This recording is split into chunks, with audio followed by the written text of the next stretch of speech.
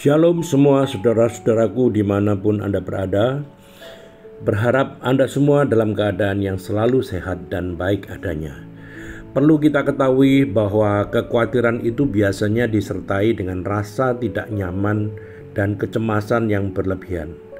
Hal ini bisa berdampak stres, bahkan bisa mengalami depresi, Bapak Ibu. Orang yang khawatir adalah orang yang meragukan penyertaan Tuhan dalam hidupnya. Dan orang yang khawatir adalah orang yang belum mengenal benar siapa Allah Bapa kita yang selalu peduli kepada kita semua sebagai anak-anaknya. Nah, bagaimana cara mengatasi kekhawatiran?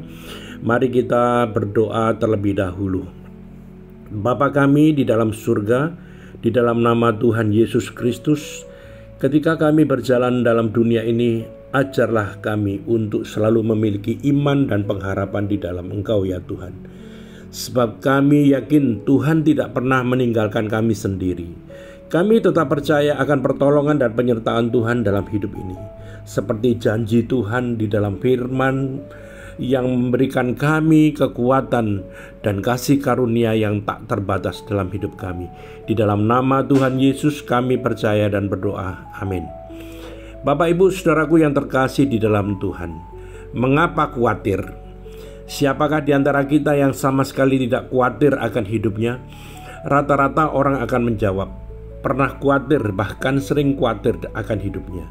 Misalnya, khawatir akan kesehatan, khawatir akan studinya, khawatir akan pasangan hidupnya, khawatir bagaimana masa depannya, bagaimana ekonomi ke depan, dan lain sebagainya.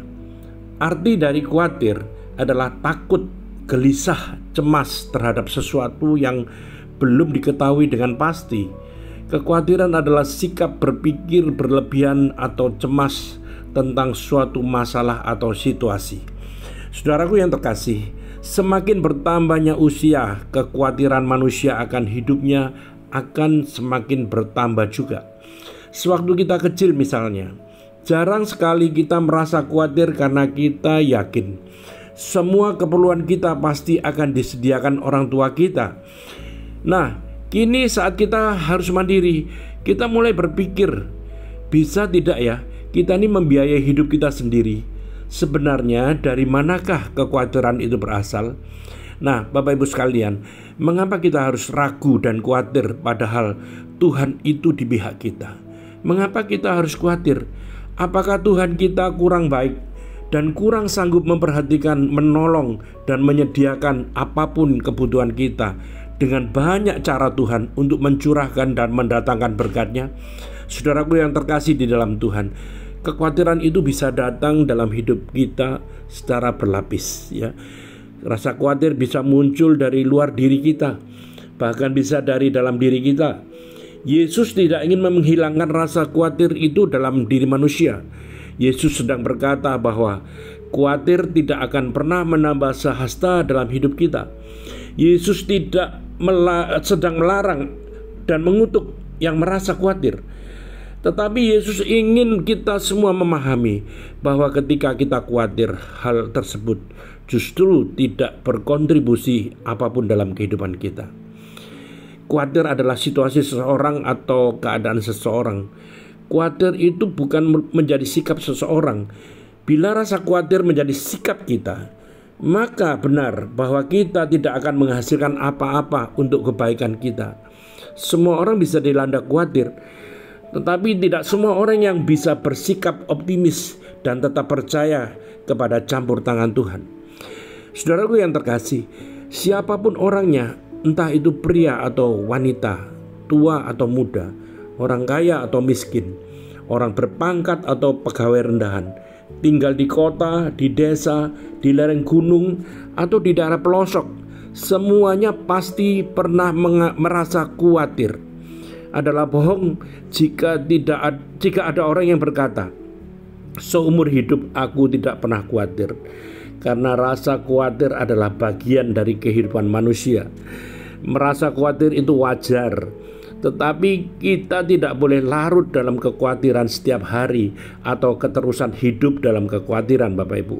Ya, saudaraku yang terkasih dalam Tuhan, khawatir adalah respon natural manusia dalam menghadapi persoalan yang secara logis sulit dilihat jalan keluarnya. Ya, khawatir terkena virus berbahaya, khawatir akan analisa dan vonis dokter, khawatir akan kekurangan materi atau finansial, khawatir akan terkena PHK, ya, khawatir akan kemerosotan usaha atau karirnya, khawatir akan kehilangan orang yang dikasihi. Ya, ini semua adalah contoh nyata penyebab kekhawatiran. Terlepas dari itu semua, coba renungkan Bapak Ibu. Kekhawatiran adalah sebuah perasaan gelisah, ya, ketakutan atau kengerian terhadap sesuatu yang belum terjadi. Ya, perasaan-perasaan ini biasanya terkait dengan pikiran-pikiran yang negatif, ya, atas sesuatu yang mungkin terjadi di masa depan. Merasa khawatir berarti merasa cemas, bingung, dan pikirannya terbagi-bagi. Nah, jadi apa yang harus kita perbuat ketika rasa khawatir itu menyerang pikiran kita? Bapak Ibu Saudaraku yang terkasih, Rasul Paulus itu menasihati kita di dalam kitab Filipi 4 ayat 6 sampai ke 7. Janganlah hendaknya kamu khawatir tentang apapun juga, tetapi nyatakanlah dalam segala hal keinginanmu kepada Allah Bapa dalam doa dan permohonan dengan ucapan syukur. Damai sejahtera Allah Bapa yang melampaui segala akal akan memelihara hati dan pikiranmu dalam Kristus Yesus. Amin. Kekhawatiran pada dasarnya adalah masalah penguasaan atau pengendalian diri Bapak Ibu, ya. Kekhawatiran berusaha untuk mengendalikan apa yang tidak dapat dikendalikan, ya. Kita tidak dapat mengendalikan ekonomi. Jika kita merasa khawatir tentang ekonomi, kita tidak bisa mengendalikan anak-anak kita. Kalau kita merasa khawatir tentang mereka, kita tidak bisa mengendalikan masa depan, maka kita khawatir tentang bagaimana masa depan kita nanti. Jadi kekhawatiran tidak pernah memberikan solusi atau jalan keluar pada kita. Jadi kekhawatiran benar-benar merupakan sesuatu yang tidak ada gunanya sama sekali bagi kehidupan kita. Saudara-saudaraku yang dikasihi oleh Tuhan, ketika memberikan khotbah di bukit, Yesus menyatakan 4 alasan mengapa kita tidak perlu khawatir. Yang pertama, kekhawatiran adalah sesuatu yang tidak masuk akal. Matius 6 ayat 25 berkata, "Karena itu aku berkata kepadamu, janganlah khawatir akan hidupmu, akan apa yang hendak kamu makan atau minum, dan janganlah khawatir pula akan tubuhmu, akan apa yang hendak kamu pakai. Bukankah hidup itu lebih penting daripada makanan dan tubuh itu lebih penting daripada pakaian?" Yesus berkata, jika itu bukan sesuatu yang bersifat kekal, maka tidak perlu khawatir akan hal itu, Bapak Ibu. Ya, adalah kebodohan jika kita merasa khawatir tentang sesuatu yang dapat kita ubah. Ya, merasa khawatir tentang sesuatu yang tidak dapat kita ubah juga tidak ada gunanya. Jadi kekhawatiran adalah sesuatu yang tidak masuk akal. Tuhan Yesus pun tahu bahwa ada situasi yang mengkhawatirkan dalam kehidupan kita. Tetapi tidak berarti bahwa Tuhan sedang meninggalkan umatnya. Tetapi justru anak-anak Tuhan harus tahu kepada siapa yang harus kita jumpai dan datangi. Mungkin memang tidak mudah untuk memutar balik perasaan kita, ya. Akan tetapi ini juga adalah bagian daripada proses anak-anak Tuhan untuk kita semakin dewasa dalam menyikapi segala sesuatu, bahwa kemungkinan masalah besar yang akan terjadi.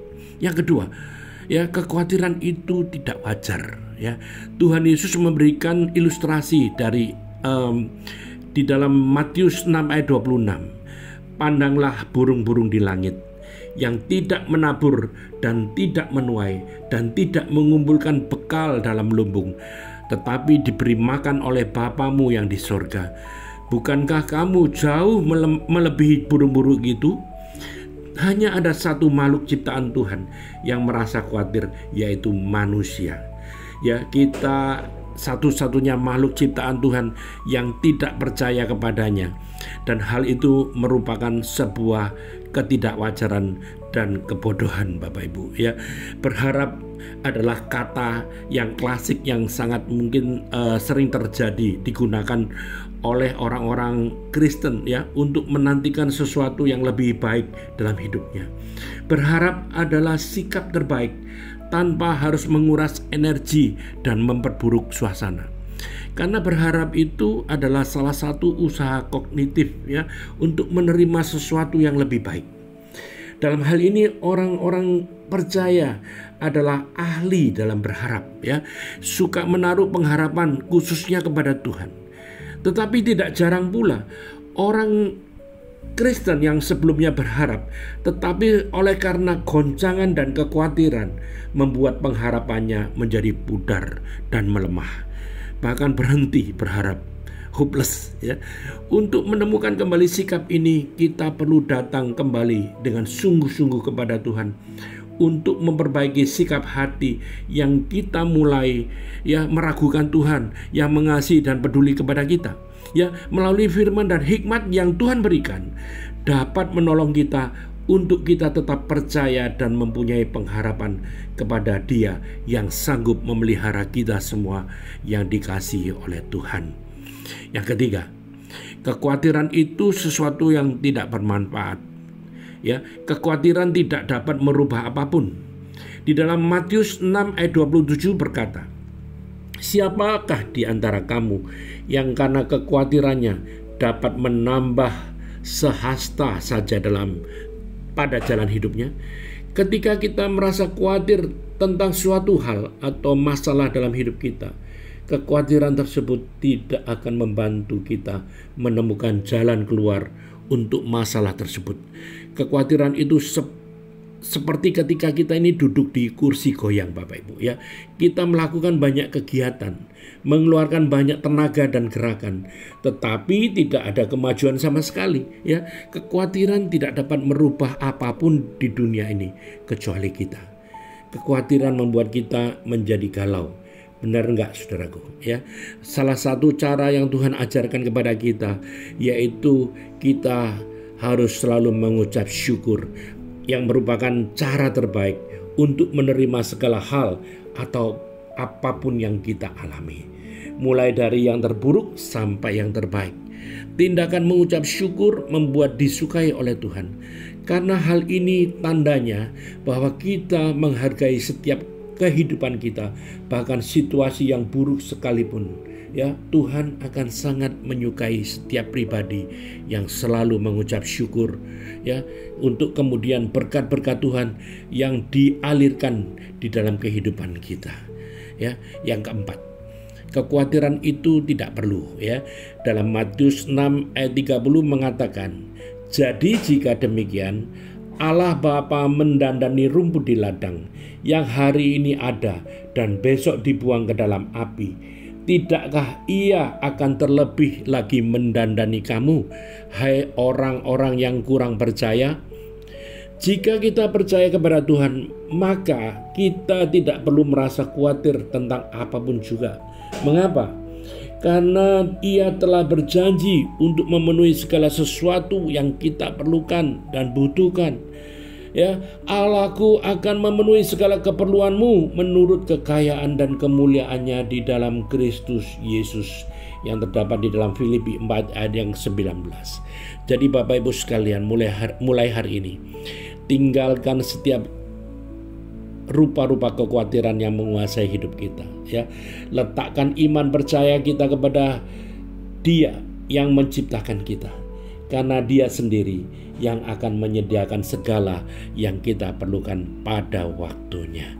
Saudaraku yang terkasih, melalui doa dan permohonan yang disertai dengan ucapan syukur serta tanpa rasa khawatir, takut dan cemas, maka Allah Bapa akan memelihara hati dan pikiran kita untuk tertuju kepada Dia.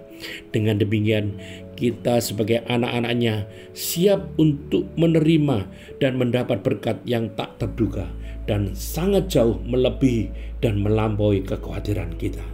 Ia berkata, damai sejahtera Allah yang melampaui segala akal akan memelihara hati dan pikiranmu dalam Kristus Yesus. Bapak Ibu Saudaraku yang terkasih, karena itu jangan tenggelam dalam kekhawatiran. Percayalah kepada Tuhan.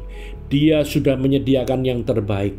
Kekhawatiran itu juga tidak ada gunanya.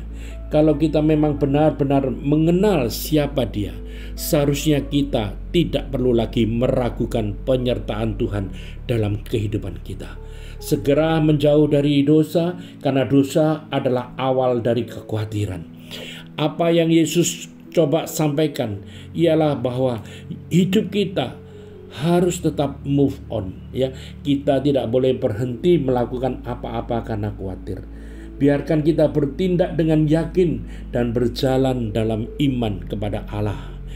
Jika kita khawatir, tidak akan pernah menambah sasta pada jalan hidup kita. Maka kita hanya perlu percaya kepada pemeliharaan Allah Bapa kita yang mengasihi kita semua.